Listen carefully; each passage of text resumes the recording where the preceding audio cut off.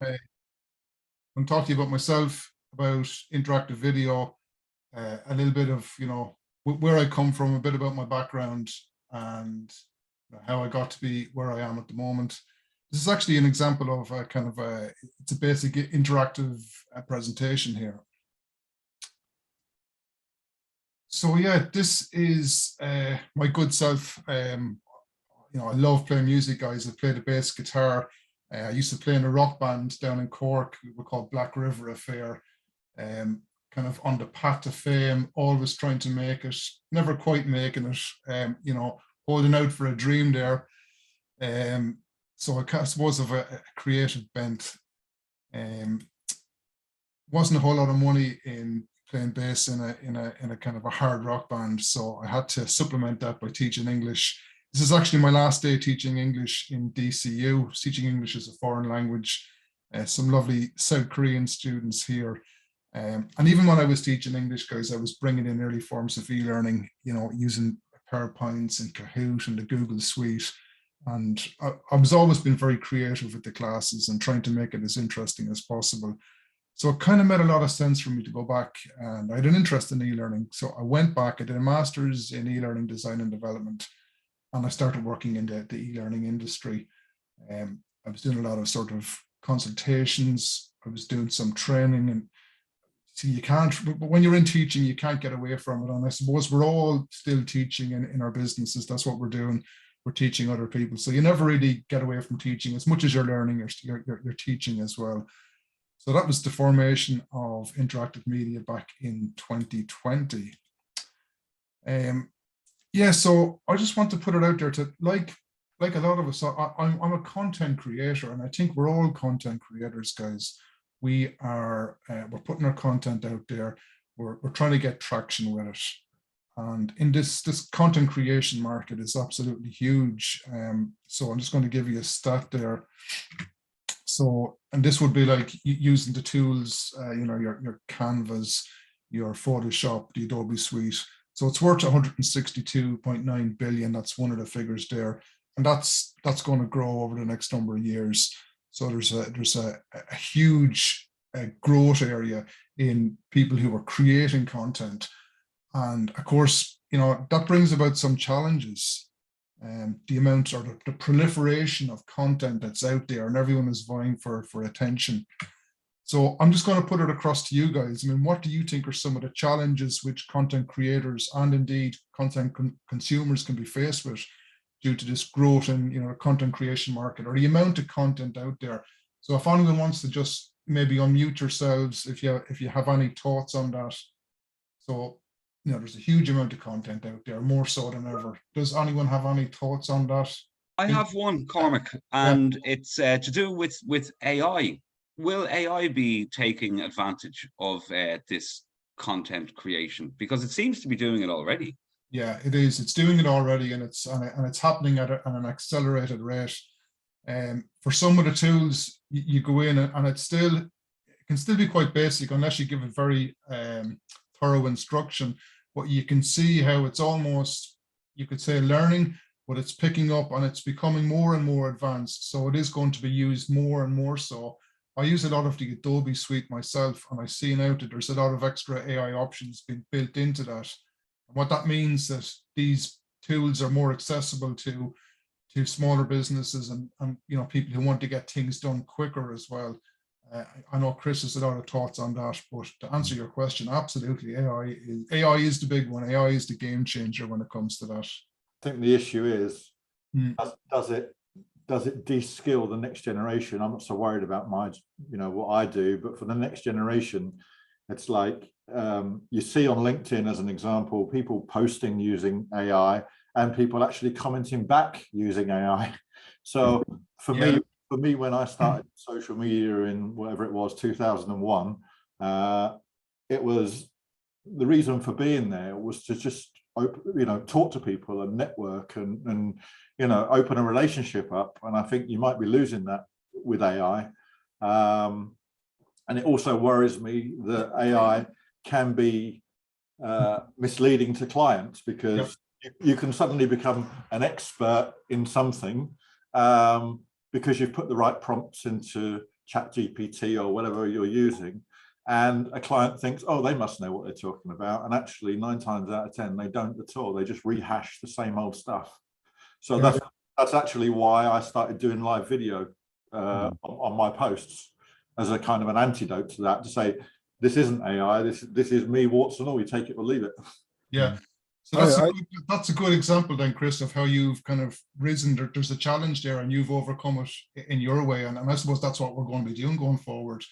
But I think there is also an argument that says, if somebody is educated, again, going back to kind of a junior level, if somebody is educated in how to create content and they happen to sort of supplement that with AI, I don't think there's a problem with that either. So I think it's everything is about balance.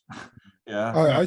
I think the real issue, guys, is that there's an awful lot of people creating content, and there's an awful lot of people who are unskilled at doing that. Yeah. And that there is so much noise out there digitally that it really is hard to get your message across. And I've had quite an interesting trend in the past year, I'd say, where clients who would, have invested in digital and a lot of that are now ordering brochures. Yeah. Because as in paper. So for example, I'm currently doing it's about a 24-page brochure for a cosmetic surgeon for liposuction. So ask me any question about liposuction, I'll answer it. But they have a very efficient website. They have a relatively well-trained digital marketing part, but which I would support at times. But the owner has a target list of people. He actually has their addresses and stuff like this, and he wants a brochure because that makes it real. It's interesting because I come from a print background originally. Yeah. And funny you say this, because I was talking to a lady actually yesterday in Canada who said has a print business in Ontario, and she said exactly what you've just said. Print is coming back in Canada, and you can trust print. Also, records are coming absolutely back. MP3s are gone. But on another thing, in Cormac's area of presentation, we've just been hired by the Dublin office of a very large construction engineering surveying firm to sort out their PowerPoint presentation, because these guys are engineers, so they're going for economy. They want to get as many bloody words on the page as they can, and so we're they gave us a 44-page PowerPoint, and we've got it to about 90 pages. It'll take exactly the same time to present, but the data, the information, the pictorial quality is better, and it'll be absorbed. And so from my world, what I see all the time is I see DIY communications for digital stuff, for online stuff, for presentations and so on. And there's so much of it out there that, and this is me now putting my oar in, that if you hire someone who knows how to do it, you have a much better chance of actually getting it across the line and into someone's attention, and possibly result in sales. Or so you've hit the nail on the head there, Nicholas. Just kind of synthesizes it down what you're saying there. That sort of informational content saturation, I suppose, and the amount of, there's quite a lot of poor content out there, isn't there? And it's mainly because people, like I've seen people hire content managers for companies, and you might as well be hiring them to do surgery or do something else, because they've absolutely no either education or skills, but because they know how to use several, like Canva is my greatest bugbear. I have clients who do everything in Canva, and it's just not a design platform. So it's, again, I see the overall visual communications, not industry, but content becoming poorer and poorer, So it's like Yeah. everything else in life. If you want to actually deliver something to an audience, you pay for it. Well, what you've got with like LinkedIn, for example, is you've got, you know, content. And so you get this like rehashed. If you're on it all the time, you see the same old stuff going over and over again. And it's like, you know, we've seen it once or twice, that's fine, but keep writing the same stuff and it gets boring. And they're driving content onto the platform at a phenomenal rate because they think that's how they're going to get engagement. But it should be the case that actually you've got to think about quality over quantity. Yeah, absolutely. So you know, as I said, what I see the crux of the matter is that you have unskilled people providing bad content, and then the other side is you have unskilled writers of content providing bad written content. So we have this world that is overloaded, as you say, Cormac, with information, absolutely overloaded. And to actually find, for you to get the thing you want to get out, it has to be really compelling or different or unique, or, you know, to absolutely make it work. And an intern who's there for 6 months putting all this stuff together for your marketing department isn't going to be able to generate that. You know, it's becoming much more important that it's if it is important for your business. One thing Cormac's got on here is shorter attention spans, and clearly it's a balance again between the platform saying we want more content, more rich content, let's say, and you know, as a viewer, that you literally scan something most of the time. You don't read every word on every page on a website or on wherever. Yeah. So again, it's like, you know, there's supposed to be this average of so many words on a post. Yeah. But actually, you know, people aren't going to read that. So it's getting. I have a question. Do you find that it's different when you're creating content if it's for B2B or B2C? No. Is it? No. That's total it's total bullshit, actually. Right. It's you're engaging people. Yeah. And it doesn't matter whether it's B2B or B2C. All this talk of funnels and all that, it's just total nonsense. Really? Because well, it would make a difference in print, Vincent. It would make a difference in print. Yeah, clearly in print. Because what you can do in print, which you can't do digitally, is for a business audience. You may choose a different stock or different finishes or stuff like that, which elevates the offer, you know? Right. Okay. No, because I've had this issue in the past with companies here in Milan where we had B2B companies and we found it difficult to create content to communicate with who we wanted to, because we felt that they weren't reading it or they didn't get it or what was it, you know? And I just thought, maybe B2B is just a different approach, you know. So that's a good segue, guys, into, I suppose the question then is how can we stand out? You know, we want to stand out with our content, and just looking at some emerging technologies now. It's interesting to touched on the NFTs, hadn't you?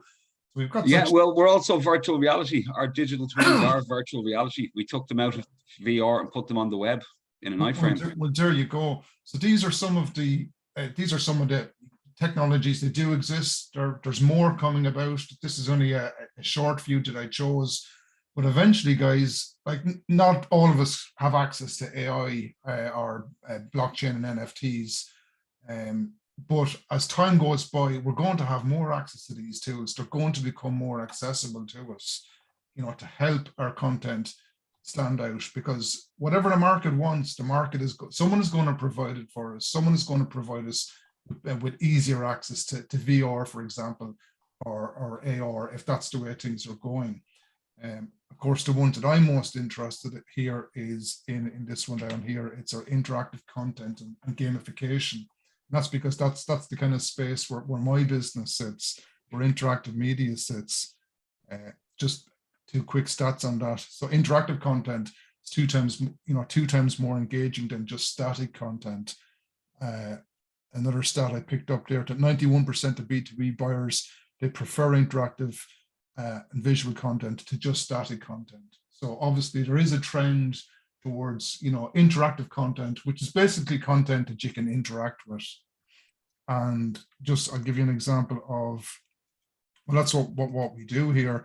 So at Interactive Media, we've got interactive presentations. I design presentations and I make them interactive.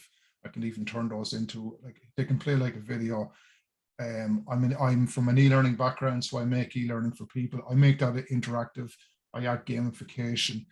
The one I really wanted to speak about, and what I'm going to do is I'm going to give you a very quick demo of the interactive video, guys, and then that should be it. So this is an interactive video. This is for a lady, Sinead Katie. She's a vlogger based down in Cork, and her business is the makeup chair. So I'm just going to play through this video and I'll go through some of the very quick interactions. It's very short. Today I'm going to do my skincare update for you guys. All of my favorite products that I've been using time and time again. One of the products. So just here alone, so she's got some of her social media in here. I can click on any of these and it will bring us to her various social media from her Instagram, Facebook, etc., etc. I've been using since 2011. That just proves how good it is. I hope you guys enjoy this, and let's just jump into it. So starting off with the Neutrogena Pink Earth Facial Wash. If you've been following my videos for a while, then you know all about this cleanser. I actually went back and I found this old video from 2000. So here's an example of how you can have a video within a video, and I can click on the click to reveal and we'll show that video. 2011, and I'm still using this cleanser. It is one of the best cleansers ever used. Here's another example. We can build in a review to an interactive video, guys. So nowadays we've got an attention span. We can kind of almost multitask within a video. So we can play the video, we can be listening and listen to read the review as well. Because she was saying, I'm still using it after all this. And I think a great thing within a video is just to stop the thing and that, pose a question here. So she's asking this question, what are the benefits? Click and show. It just takes all of your makeup off. It deep cleans your skin. My skin has never been clearer since I started using it. And if I use it, I don't get breakouts. Occasionally I get a breakout, but only if I haven't used it. Honestly, one of the best things ever. And I cannot stress enough how awesome this product is. Seriously, girls, guys out there, stop getting all of those crazy products and just get this. So this is a nice thing for marketing purposes. So you can click on a little link here. It's going to bring up a discount code and you can then go in and you can actually buy that product. So that will bring us to the website and you can buy the product. Okay. So you guys can see how the interactive video works. Just a quick stat there. So nearly 90% of marketers surveyed reported increased online sales using interactive videos. So I think this is it is already growing, guys. It's only a matter of time before it gets bigger and it's more accessible to us. How you guys might be able to help me out is I'm looking to speak with marketers, social media managers, video production companies. I'm kind of looking for partnerships there, So if you guys know anyone in this area, I'd love if you could maybe, get me in contact with them, help Paul McDermott is in this space as well, Cormac, from the VBON. Yeah, I have to send him. He creates video content, and we're working with him with the digital twins because it's cheaper for him to use a digital twin than it is for him to get the video camera crew and the whole lot. So even in this space, instead of having a camera crew, he's going to use a digital twin, which it's virtual reality, so it's real. It can't look any less real than the real thing. It's all perfectly, it's like 4K cameras, all of that. It's perfect. And when you zoom in with a digital twin, it's better. It gets better and better, not worse and worse. You don't lose the pixels, you gain pixels when you zoom in on a digital twin. The way it's been captured. Yeah, thanks, Vincent. I do. I need to have a chat with him, and people like that. So guys, I'm just interested. Any observations on that? People might see things from a different point of view. You could be I think it was Marek that Vincent mentioned, who had seen another use for this. Yeah. Sorry, Cormac, I would suggest you look at a different market that you may not have thought of, which is will it be a combination of training and doing, to be honest. So if you look at mid-level PR companies and mid-level design agencies, You know, guys that are in the million and a half or hovering around there, they would all have clients who require this stuff, you know, and they don't necessarily have the skill set to do it in-house. So you could become a consultant to train them how to do it, or you could be actually an active content creator for them. And it's a case of putting a compelling proposal together to, you know, as I said, some of the mid-range PR companies and design agencies. PR, yeah. And the reason I suggest that is that it's an easier way to go through a list of targets than just look at industry in general, you know? Yeah. And not only that, but they control quite a lot of communications. So it should be your kind of natural ally. Yeah. Yeah, Cormac, I have two ex-clients that I'm going to introduce you to. One is a medium PR company, and they specialize in music and music events, smaller ones. Kevin, Cormac. Even selling tickets and stuff like that. There might be there might be something in this. So I'm going to introduce you to that guy. And also, I have an ex-client that, well, they're not. It's not that they left me. It's just we finished the work, and that is an influencer. And I could see maybe influencers maybe up in their game in terms of if they can actually sell from their video on behalf of their clients. That's definitely got to be a bit of a you know, a differential between them and other influencers. No, that'll be spot on, Sean, and much appreciated. Defo. And by the way, to find out these who the targets are, there should be a listing of PR agencies in Ireland, you know, that you can tap into. That's one of the things you can use AI for now. It's just say, can you give me a list in a spreadsheet form, and then you can use that to contact them. Yeah. Very good. Give me a list of anyone who wants to buy design from a guy called Nick Cloak in the next 2 weeks. That might be a very small list, Nick. You don't know. Sean, I'll take that as a advice rather than the insult that's obviously inherent in it. You know? Yeah, you can take it as a joke. That's the one. Folks, I'm going to put up the one-to-ones as well. Cormac, thank you very much.